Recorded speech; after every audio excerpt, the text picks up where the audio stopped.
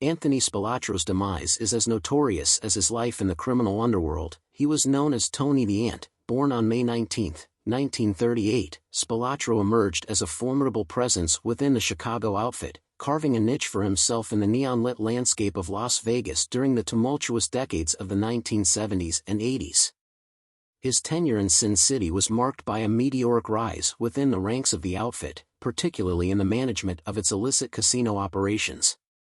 Tasked with overseeing the clandestine profits, or skim, from establishments such as the Stardust, the Fremont, the Hacienda, and the Marina, Spilotro became a pivotal figure in the underworld hierarchy, assuming control from his predecessor, John Rosselli.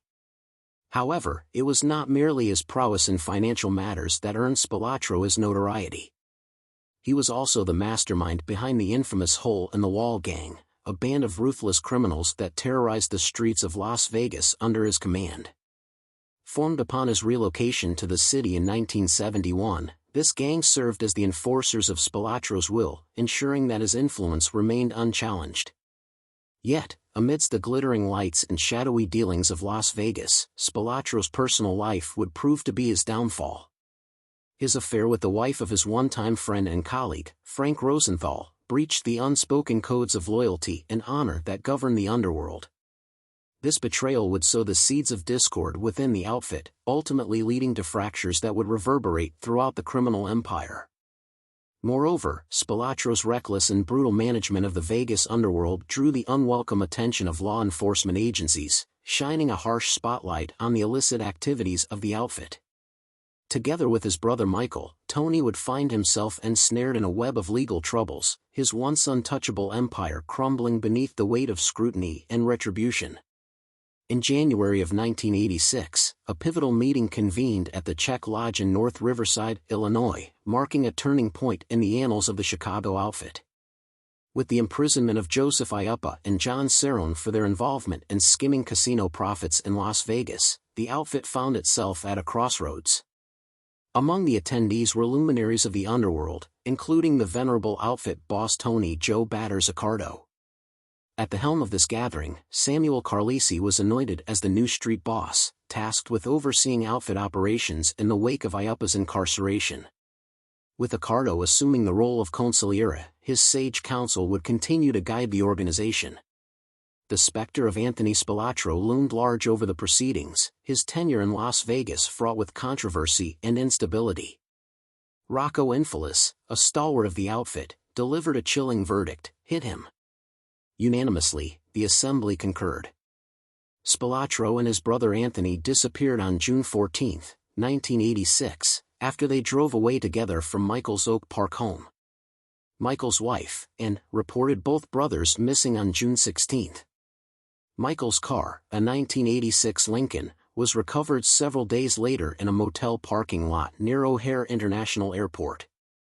On June 22, their bodies were found, one on top of the other and stripped down to their undershorts, buried in a cornfield in the Willow Slough Preserve near Enos, Indiana. The freshly turned earth had been noticed by a farmer who thought that the remains of a deer killed out of season had been buried there by a poacher, and notified authorities. An autopsy completed on June 24 identified their cause of death by blunt force trauma, and had been dead since June 14. They were identified by dental charts supplied by their dentist brother, Patrick Spilotro. Although the original reports stated the Spilotros were beaten and buried in the Enos, Indiana, cornfield, mobster Nicholas Calabrese testified at the Operation Family Secrets in 2007 that the brothers were killed in a Bensonville, Illinois, basement where the Spilotros believed Michael would be inducted into the outfit, then transported to the cornfield. According to court testimony, when Tony entered the basement and realized what was about to occur, he asked if he could say a prayer. No arrests were made until April 25, 2005, when 14 members of the Chicago outfit, including reputed boss James Marcello, were indicted for 18 murders, including the Spilotros. The suspected murderers included Capo Albert Tocco from Chicago Heights, Illinois, who was sentenced to 200 years in prison in 1990, after his wife testified against him. She testified that in 1986 she drove her husband from an Indiana cornfield where he told her he had just buried Spilotro. Another suspect in the murders was Frank the German Schweiz, a convicted extortionist and alleged Chicago assassin who was suspected of involvement in several murders including the Spilotros, Alan Dorfman, of the Teamsters Pension Fund. On May 18, 2007, the star witness in the government's case against 14 Chicago mob figures, Nicholas Calabrese, pleaded guilty to taking part in a conspiracy that included 18 murders, including the hits on Anthony and Michael Spilotro. He became the key witness against his brother, Frank Calabrese, Sr., and other major mob figures charged in the government's family secrets trial.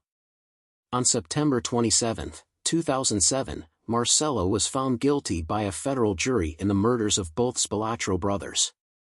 On February 5, 2009, Marcello was sentenced to life imprisonment for the Spilotro murders. Nicholas Calabrese was sentenced to 12 years and 4 months imprisonment. The character Nicholas "Nick" Santoro in the 1995 film Casino is based on Tony Spilotro, and played by Joe Pesci. In the annals of organized crime history, the name Anthony John Spilotro looms large, a cautionary tale of ambition, betrayal, and the inexorable march of justice. Comment below of which crime figure you would like to see in our next video.